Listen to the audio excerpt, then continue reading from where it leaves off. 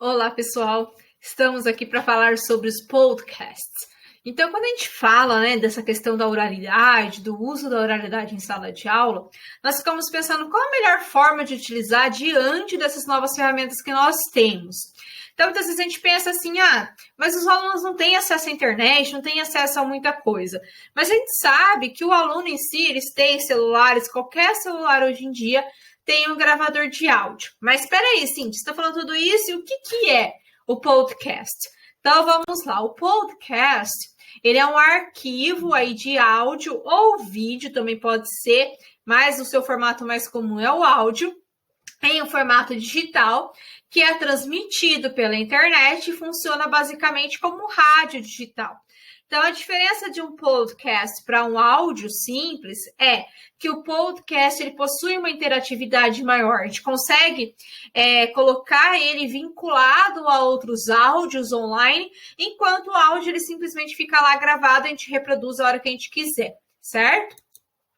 E pensando aí dentro da sala de aula, o podcast, ele é uma ferramenta aí que resgata essa oralidade, inspira a criatividade e é usado cada vez mais por professores e alunos, O fato de estar ganhando mais ouvintes todos os dias e alcançar também as escolas tem a ver com seu potencial para desenvolver habilidades cognitivas, além de acrescentar muito ao fazer pedagógico. Então, quando a gente pensa nesse uso do podcast, a gente tem que pensar o quê? Que dentro da área de língua, seja a língua inglesa, a língua portuguesa ou a língua espanhola, nós estamos colocando o aluno para praticar a língua. E assim, é de uma forma que ele se sinta à vontade, Porque muitas vezes na sala de aula a gente tem aquele costume de colocar os alunos para praticarem um diálogo na frente de todo mundo. Tem aluno que tem vergonha, tem aluno que não se sente confortável com esse tipo de situação, Não é todo mundo que gosta de estar na frente dos companheiros falando uma língua que ele tem dificuldade. Então, como que a gente pode fazer? Eu vou dar um exemplo de uma vez que eu fiz essa atividade em sala de aula. Eu pedi para os alunos se organizarem em grupos, porque nem todos tinham celulares, nem todos os pais deixavam os alunos levar o celular para a escola. Então, eu juntei em grupos de forma que cada grupo tivesse acesso a ao menos um celular, e eu deixei eles pela escola. Cada um foi no lugar que se sentiu mais à vontade. Teve aluno que quis ficar na sala, teve aluno que sentou no pátio, nas mesinhas do refeitório, e assim por diante. Eu, como professora, fui andando aos poucos em cada grupo. E cada grupo tinha que criar um texto. Eles tinham que inventar, na época, eu dei uma temática, a gente estava discutindo certa temática, eles tinham que criar uma história como se eles estivessem entrevistando uma pessoa de outro planeta. Eles se sentiram, assim, maravilhados, porque eles usaram a criatividade deles ao máximo, Então, a gente vai entrevistar uma pessoa que veio de outro planeta para o planeta Terra. Então, eles tinham que criar essas perguntas, esse processo de perguntas e respostas. Finalizado, eu sentei em cada grupo e aos poucos fui corrigindo conforme eles iam finalizando. E após a minha correção, eles já gravavam o áudio. Então, eles ligavam o próprio gravador de áudio do celular e começavam aí, então, a gravar esse diálogo que eles mesmos produziram. Assim, eles se sentiram super à vontade. Teve áudios que tinham risadas deles, assim, espontâneas. Eles mudavam o tom da voz, eles fingiam a voz, de ET, de pessoas de outro planeta de verdade. Foi muito legal. Por quê? Não tinha ninguém avaliando eles ali do lado, sentado, observando. Eles não estavam sendo julgados pelos colegas. Então, foi uma situação que eles se sentiram à vontade. Então, esse áudio foi transformado em um podcast. Temos vários sites online, só você dar uma googleada, que você vai achar vários sites que transformam um áudio simples em podcast, para que ele possa ser vinculado a outros áudios.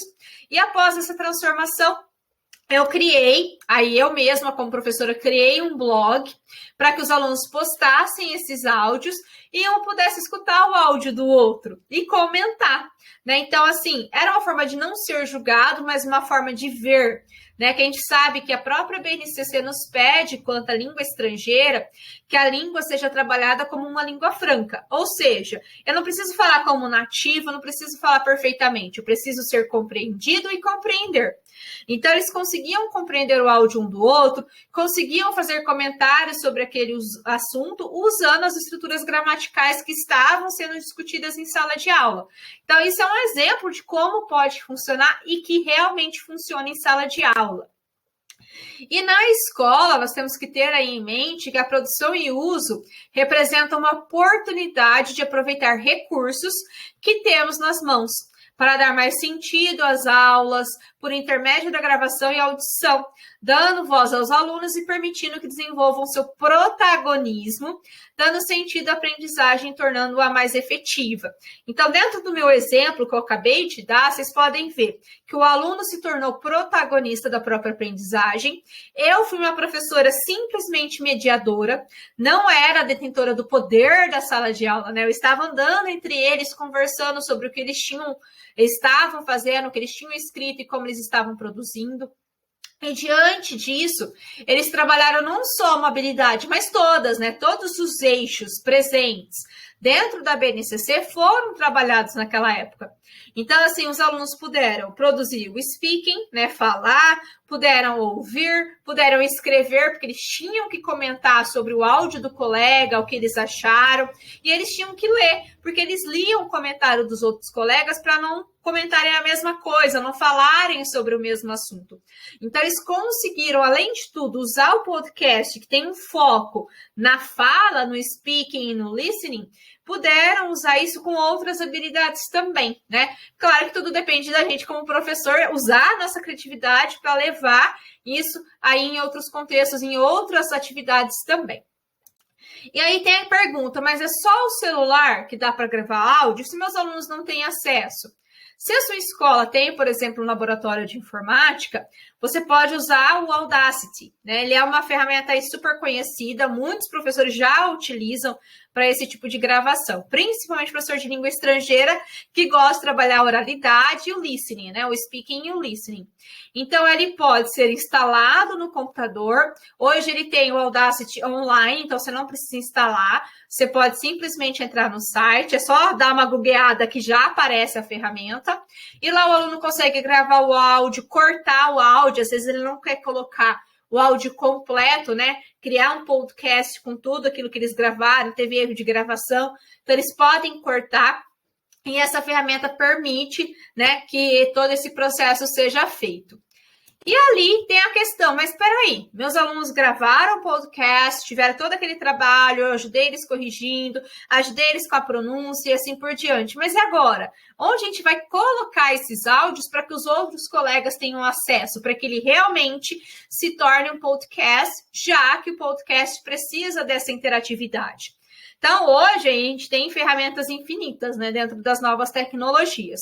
A gente pode criar um grupo, por exemplo, no Facebook, e pedir para que os alunos postem esses áudios lá, que é possível fazer isso. Posso criar uma pasta no Google Drive, por exemplo, e pedir para eles jogarem esses áudios lá dentro. Posso criar um blog, como foi que eu fiz, né? Temos blogs aí gratuitos, vários. Só criar o blog, adicionar o áudio, pedir para os coleguinhas aí ouvirem. Uma outra opção que eu não coloquei aqui, né, dentro das imagens, é criar um Google Sites, né? O próprio Google tem a ferramenta Google Sites, e ao criar um site, você consegue sim adicionar áudios. Então, você coloca os áudios e dá a opção para os alunos comentarem o que o áudio do colega está falando. E, por fim, temos aí uma PB Works também, que é como se fosse um blog, mas ele é um blog educativo, né? Ele possui como objetivo a educação. E lá você pode criar pastas com os áudios dos alunos e permitir os comentários. Você, como professor, pode dar essa permissão. Então, os alunos podem ouvir os áudios e comentá-los. Então, você pode aí fazer essa troca em sala de aula sobre os próprios áudios, o que aconteceu, as informações, mas não levar em consideração a questão da pronúncia, que isso não é importante, né? Então, diante da própria BNCC, a nossa importância é, como professores de línguas, levar os alunos a se comunicarem, né? Então, eles têm que compreender, têm que ser compreendidos. E o uso do podcast pode aí efetivamente fazer, né, atingir esses objetivos, certo? Então, Aí, finalizando, tenho muito que agradecer pela sua aí participação, por ter assistido esse vídeo. Espero ter ajudado aí, pelo menos que seja um pouquinho, com o uso do podcast e com formas sobre como utilizá-lo. Feito? Até uma próxima!